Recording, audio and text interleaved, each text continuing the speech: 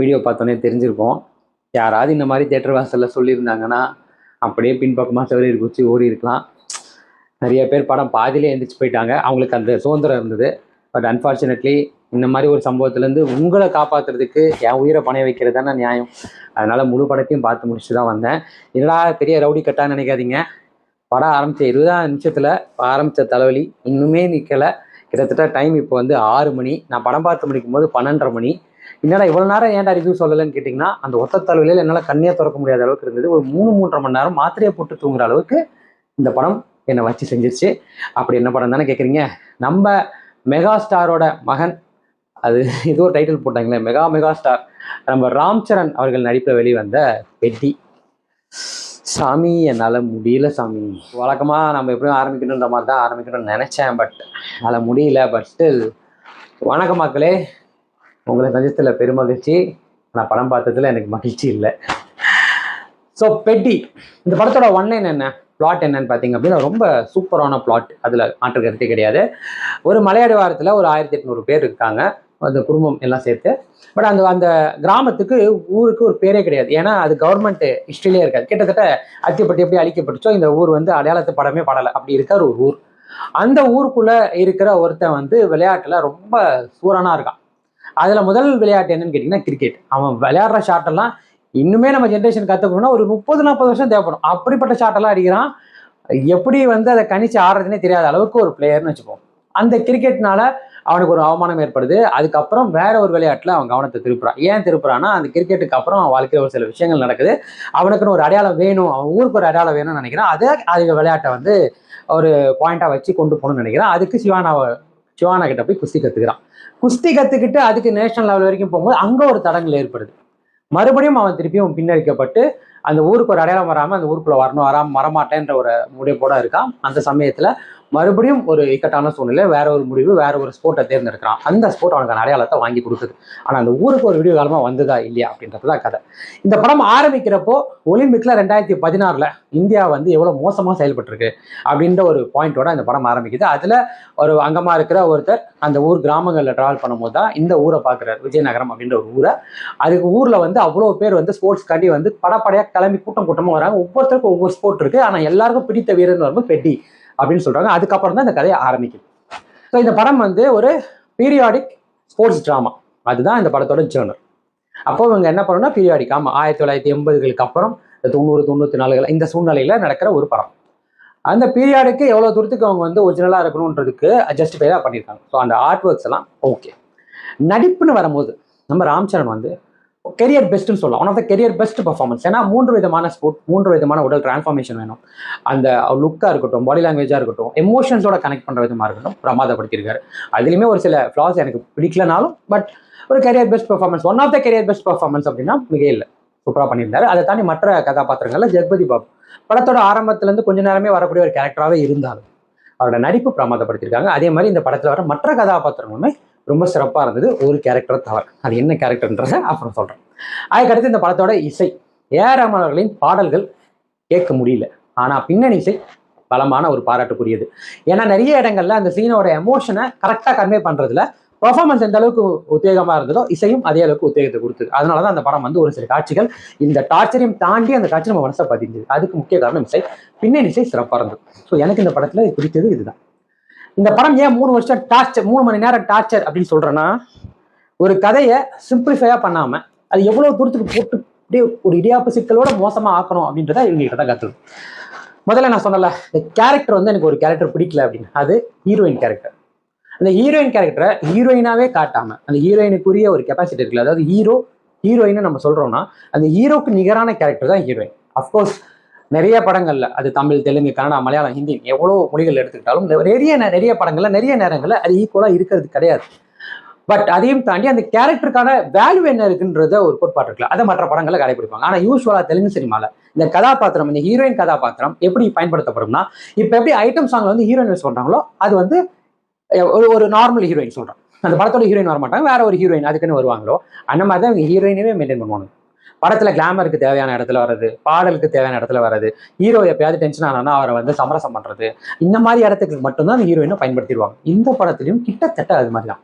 ஒரு எம்எல்ஏ, ஒரு ஒரு எம்எல்ஏ தேர்தலுக்கு போட்டியிடுற ஒரு ஆளோட பொண்ணு, அந்த ஊருக்குள்ள ஒரு பெரிய தலைக்கட்டு. அப்படிப்பட்டவரோட பொண்ணு அவங்களோட உடையா இருக்கட்டும், நடையா இருக்கட்டும், அவங்களோட உடல் உடல் பாடி லாங்குவேஜா இருக்கட்டும், அவங்களோட உடையா இருக்கட்டும், உடல் மொழியா இருக்கட்டும், பாடி லாங்குவேஜா இருக்கட்டும், எல்லாமே வந்து அந்த அந்த கேரக்டருக்கு செட்டே ஆகாது.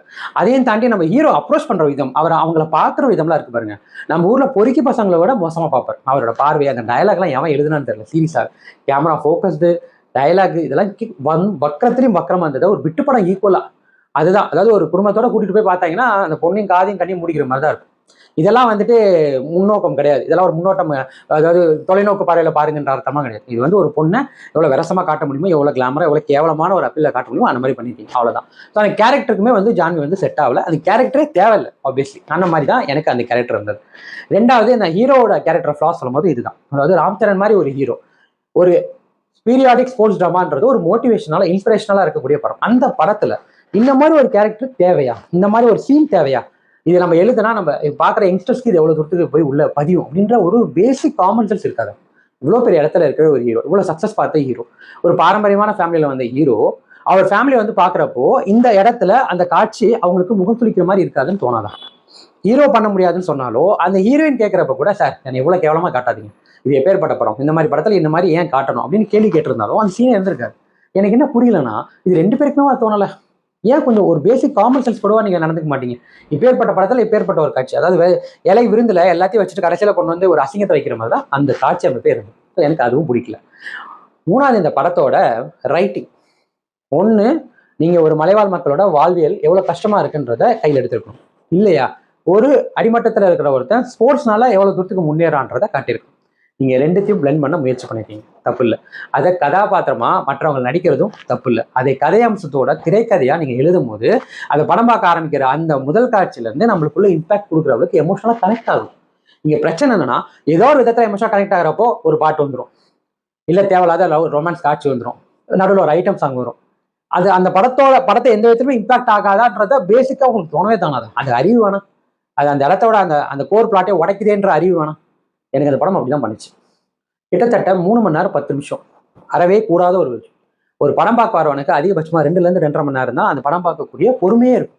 அது எவ்வளவு மோசமான படமா இருந்தாலும் 2ல இருந்து 2.5 மணி நேரம் அது தாக்கு பிடிக்கப்படும். அதுக்கு மேல ஆட்டோமேட்டிக்காவே அவன் உடம்பு எக்ஸாஸ்ட் ஆக, அந்த எக்ஸாஸ்ட் ஃபீல் வந்துடும், டயர்ட் ஆயிரும் மென்டலி பிசிக்கலி. நீங்க 3 மணி நேரம் 10 நிமிஷத்துல முதல் 1.5 மணி நேரத்திலே அவன் வந்து எந்திரிச்சு போயிட்டான். பாக்கியசாலிங்க அவனுக்கு எந்திரிச்சு போயிட்டாங்க. எனக்கு அந்த பாக்கியம் கிடைக்கல, வேற வழியில நான் படம் பார்த்தாகணும். அதனால நான் திருப்பி உள்ள வந்தேன். உள்ள வரதுன்றது எப்படின்னா, சாவை நோக்கி வராம பாரு அப்படின்ற ரேஞ்சு தான் இருக்கு.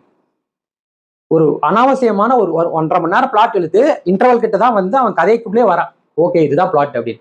சரி, ரெண்டாவது பாதியாவது கதையை நோக்கி போகும்னு பார்த்தா அங்கேயுமே வந்துட்டு வெவ்வேறு படங்களோட சாராம்சம் தான் இருக்க ஒழிய இந்த படத்துல ஃப்ரெஷ்ஷா எதுவுமே இல்லை. அதையும் சிவானாலாம் வந்து பண்ண அந்த கேரக்டரே பண்ணாம இருந்திருக்கலாம். சரி, அப்படியாவது பண்ணிட்டாரு. தமிழ் டப்பிங்காவது வேற யாராவது கூப்பிட்டு கொடுத்துருக்கலாம். அவரோட முகத்துக்கும் அந்த வாய்ஸுக்கும் செட்டே ஆகல. இதுல ஏகப்பட்ட இடத்துல தமிழ் தெலுங்கு மிஸ் மேட்ச் ஆகிட்டே இருக்கும். எதுக்கு ஒண்ணு தெலுங்கே காட்டிட்டு போய் தொலைங்கடா. முதல்ல கொஞ்ச நேரம் தமிழ் காட்டுவானுங்க, அப்புறம் கொஞ்ச நேரம் கட்சி தெலுங்கு காட்டுவாங்க. அது வந்து எடிட்டிங்ல கூட பார்க்கல.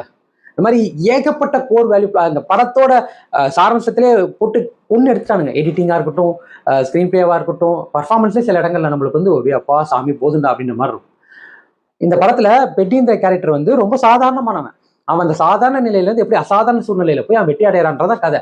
அப்போ அது ஆட்டோமேட்டிக்கா அவனுக்கு அந்த எலிவேஷன் வரணும். இவனுங்க ஆரம்பத்துல இருந்து அந்த ஹீரோவை பெட்டியாவே கன்சிடர் பண்ணல. அது ராம்சரனுக்கு நம்ம எவ்வளவு எலிவேஷன் கொடுக்கணும், எவ்வளவு தூரத்துக்கு தூக்கி வச்சு பேசணும், அவ்வளவுதான். அதைத்தான் திரும்ப திரும்ப திரும்ப திரும்ப டேய் நீங்க எலிவேஷன் கொடுத்து தொலைங்கன்னா நாங்க ஏன் அந்த கர்மத்தை பார்க்கணும்? என்ன பொறுத்த வரைக்கும் படம் பார்க்க வந்தப்போ அது ராம்சரனா, வெங்கடேஷா, சிரஞ்சீவியான்னு பார்க்க மாட்டேன். அந்த கேரக்டர் என்ன, அந்த கேரக்டருக்கான ஜஸ்டிஃபை அதை தான் பண்ணணும். அதை பார்த்தா தான் நாங்கள் அந்த கேரக்டரோட ஒன்றிட முடியும். ஒரு படத்தோட கிளைமேக்ஸ்ல அந்த கேரக்டர் பேசும்போது நம்மளுக்கு கனெக்ட் ஆகணும். அப்படியே நம்மளுக்கு வந்து கண்ணு கலங்கணும். ஒண்ணுமே ஆகல, சீக்கிரம் முடிச்சுடுங்க, வெளில போறோன்ற இதாக இருந்து எல்லா இடத்துலயும் மாஸ். அதாவது படத்துல பில்டப்ல தான் படமே இருக்கு. அது இந்த மாதிரி படத்துக்கு செட் ஆகாது. இப்படி ஒரு படம் எடுக்கணும்னா நீங்க புஷ்பா மாதிரி ஒரு படம் மாஸ் மசாலா அப்படி எடுத்துட்டு போயிருங்க. அதுல மெசேஜும் கிடையாது, ஒரு மயிரும் கிடையாது, எப்படி வேணாலும் பாத்துக்கலாம் அப்படின்றது தான். அது ஏன் வந்து உங்களுக்கு புரியலன்னு தான் எனக்கு தெரியல. ஒரு இன்டென்ஸான ஒரு பீரியாடிக் ஸ்போர்ட்ஸ் ட்ராமான்னு வரும்போது அதுக்கான எதிர்பார்ப்பு ஆப்வியஸ்லி இருக்கும். ஏன்னா யூஸ்வலான இந்த காலகட்டத்தில் ஒரு படம் எடுக்கிறது ஓகே கஷ்டம் இல்லை, ஈஸி தான். பட் அது பீரியாடிக்குள்ள போகும்போது அதுக்கு நிறைய விஷயங்கள் சாக்ரிஃபைஸ் பண்ணணும். நிறைய ஹீரோ பண்ணியிருக்காரு, ப்ரொடக்ஷன் டீம் பண்ணியிருக்காங்க, நிறைய பேர் ஒர்க் பண்ணியிருக்காங்க. பட் அந்த உழைப்புக்கான அங்கீகாரம் அந்த படம் நல்லா இருந்தால் மட்டும்தான் கிடைக்கும். ஒரு 3 மணி நேரம் 10 நிமிஷம் வரும்போது ஆப்வியஸ்லி டார்ச்சர் மாதிரி ஆயிடுச்சு. அதாவது சிம்பிளா வெட்டி டார்ச்சர் அப்படின்ற மாதிரி ஆயிடுச்சு. ஒரு நல்ல படத்தோட கோர் பிளாட்டை எவ்வளவு தூரத்துக்கு வந்து தும்சம் பண்ண முடியுமோ, வெட்டி வீழ்த்த முடியுமோ அந்த மாதிரி பண்ணியிருக்காங்க. ஸோ பெட்டி என்னை பொறுத்த வரைக்கும் ஒரு மிகச்சிறந்த 3 மணி நேரத்துக்குரிய டார்ச்சர் தானே ஒழிய இந்த படத்துல நல்ல அம்சங்கள் அப்படின்றது வந்து ரொம்ப தேட வேண்டிய விஷயமா தான் இருக்கும்.